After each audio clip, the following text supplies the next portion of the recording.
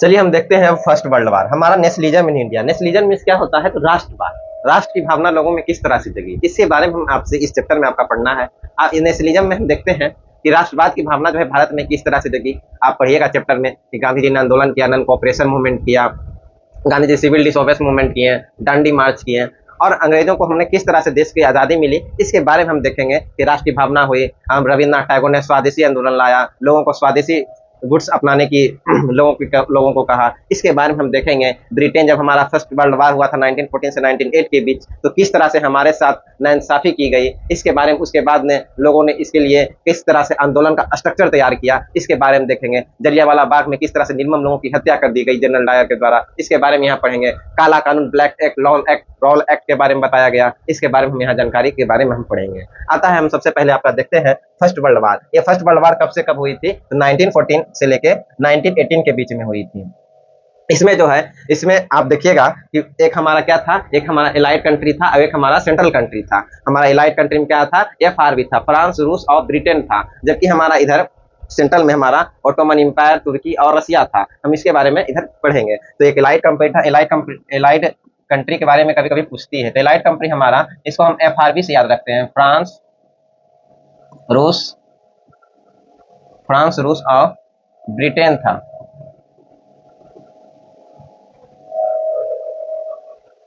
इसके बारे में हम यहाँ देखेंगे। अब आता है हमारा first world war. In the year 1918 we see the national movement spreading to the new area, incorporating new social group and developing the new mode of struggle.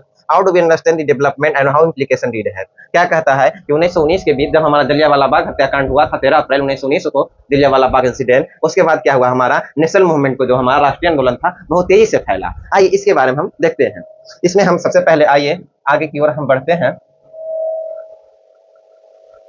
जिसमें से हमारा, एक सेकेंड इसको आप देख लीजिएगा क्या कह रहा है। हमारा कह रहा है कि ये जो हुआ क्यों हुआ था। हमारा जब फर्स्ट वर्ल्ड वार हुआ था उस समय जब हमारा ब्रिटेन जो है क्या हुई थी, ब्रिटेन जो है हमारा फर्स्ट वर्ल्ड वार में हमारा डिफेंस के लिए, रक्षा सामान के लिए बहुत ज्यादा पैसे खर्च हुए थे। तो पैसे खर्च हुए तो पैसे भी आनी चाहिए। जब पैसे आने चाहिए तो उन्होंने भारत में क्या किया था, टैक्सेज को बढ़ा दिया था, कस्टम ड्यूटीज बढ़ा दिया था, इनकम ड्यूटीज बढ़ा दिया था, सारा चीज टैक्स को बढ़ा दिया था। जिसके और भारत ने कहा था कि आप हमें गांधी जी जो थे उनसे वादा की गई थी कि आप हमें, अगर हमें सहयोग करते हैं तो हम फोर्स रिक्रूटमेंट में, अगर आप फोर्स रिक्रूटमेंट भारत से हमको आप सहयोग करते हैं युद्ध में, तो हम आपको देश में आज़ादी के लिए भी हम आपका निर्णय लेंगे। इसके बारे में बात कही गई थी, पर ब्रिटिश लोगों ने उस तरह से नहीं किया, जिसके कारण हमारा देश में राष्ट्रवादी आंदोलन की शुरुआत हुई, नेशनल मूवमेंट की शुरुआत हुई। क्या कहता, वही कर रहा है। टैक्स को इंट्रोड्यूस किया गया, the bar beer prices increase किया गया, और क्या किया, डेवलिंग बिटवीन 1939 1918 के बीच। Extreme hardship for the common people, villagers were called upon the supply the soldiers. क्या कहता है, गांव से बहुत सारे भर भर के सैनिक जाते थे फोर्स रिक्रूटमेंट। ये सबसे ज्यादा फोर्स रिक्रूटमेंट जो है कहाँ से गए थे, फोर्स की सबसे ज्यादा भर्ती कहाँ से हुई थी? ये सबसे ज्यादा पहले याद रखिएगा कि फर्स्ट वर्ल्ड वार में हमारा ये जो हमारा फोर्स रिक्रूटमेंट हुआ था वो सबसे ज्यादा पंजाब स्टेट से हुआ था। ये पंजाब स्टेट से हमारा सबसे ज्यादा फोर्स रिक्रूटमेंट हुई थी, नोट कर लीजिएगा। And wide springing the and force recruitment caused the wide spread anger in 1918 19 and 21 crop fell in many parts of India। ये भी important है कि आपका जो हमारा याद रखिएगा कि 1918 1921 में crop fell in many parts of India resulting the acute shortage of food। this accompanied by the influenza epidemic। क्या कहता है, एक इन्फ्लुएंजा हमारा होता है, जिस तरह से आप लोग देखे थे कोविड-19, उसी तरह से एक इन्फ्लुएंजा बीमारी हुआ था, जिसके कारण लाखों के लाख लोग मर जाते थे। तो उसके कारण क्या हुआ था, इसके कारण हमारे फसल पे भी बहुत ज्यादा इफेक्ट पड़ा। इसके कारण हमारा क्या हुआ था, फेमिन आ गया था। फेमिन में होता है अकाल आ गया था, सारे लोग फसल नहीं हो रहे थे, खाने पीने की कमी हो गई थी, देश में आर्थिक मंदी की ओर चली गई थी, उसी हाल हो गया था। लेकिन उसके बाद भी बीजेपी, इसके बाद भी हमारा ब्रिटिश लोगों ने क्या किया, टैक्सेस में रिफॉर्म नहीं कर पाई। This was accompanied by the, according to the census of 1931, 12 to 13 million people perished as a result of famine and this epidemic।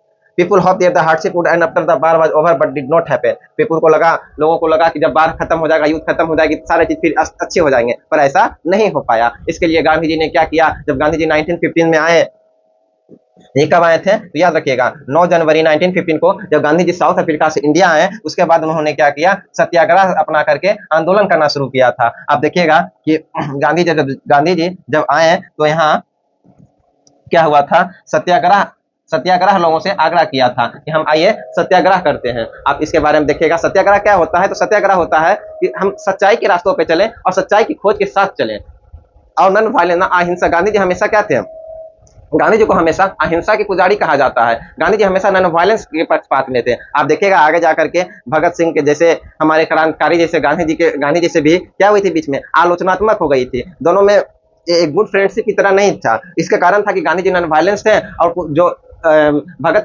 Singh के ग्रुप के थे वो क्या थे, वो थोड़ा सा वायलेंस ग्रुप के थे। आइए इसके बारे में हम देखते हैं। द आइडिया ऑफ सत्याग्रह, सत्याग्रह का आइडिया के बारे में हम लोग पढ़ते हैं। तो गांधी जी कब आए थे, तो जनवरी 1915 से आए थे। कहां से आए थे, साउथ अफ्रीका से आए थे। कब आए थे, तो 9 जनवरी 1915 को आए थे। इसीलिए हम लोग 9 जनवरी को हम लोग माइग्रेशन डे मनाते हैं, प्रवासी दिवस मनाते हैं।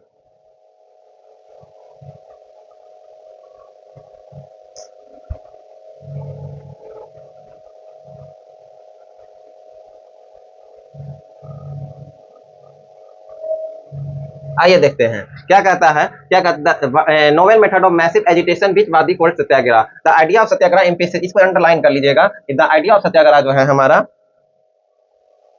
The idea of satyagraha emphasises by the idea of satyagraha emphasises by the power of truth and the needed to search of truth. क्या होता है हमारा जो सत्याग्रह जो है वह क्या है, वह क्या है, सच्चाई की ताकत है। और ये सच्चाई की ताकत और क्या है, यह हमारी सच्चाई की खोज भी है। ये जो है हमारा क्या बताता है कि हम अपने जो स्ट्रगल जो करेंगे, वह हम अपना जो संघर्ष करेंगे वह इंजस्टिस से खिलाफ करेंगे, जहां हमें विरोध लगता है उससे खिलाफ करेंगे।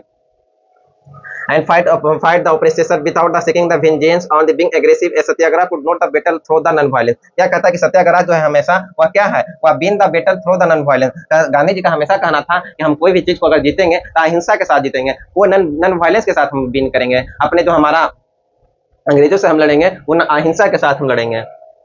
They could be done by appealing the conscience of the oppressor. People, including the oppressor, had to pursue to see the truth instead of being forced to accept that through the use of violence.